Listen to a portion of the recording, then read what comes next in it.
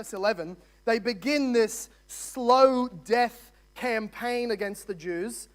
Verse 11, they set taskmasters over them to afflict them with heavy burdens. And so they built for Pharaoh store cities, Pithom and Ramses. In other words, you're seeing the contrast. They're being afflicted, malnourished, abused, oppressed, starved, overworked. Pharaoh is saving up. He's storing up. He's blessing himself and his own people. The men here was going through malnutrition.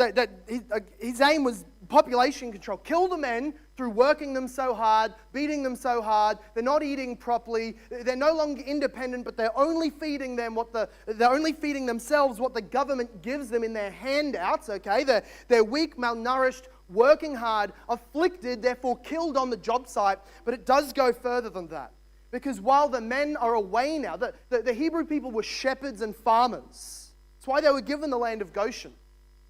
As the fathers were taken out, as the young men were taken out, now the mothers with their children need to somehow do both. Mother children or work the land or try and do both. But regardless, you got to see the equation work out that something's got to lose. Either you stop having as many kids or they die, or you stop tilling the ground and then you all die. Regardless, there will be less children, there'll be less lives, they will begin dying. But verse 12 says, but the more they oppressed, the more they multiplied, and the more they spread abroad.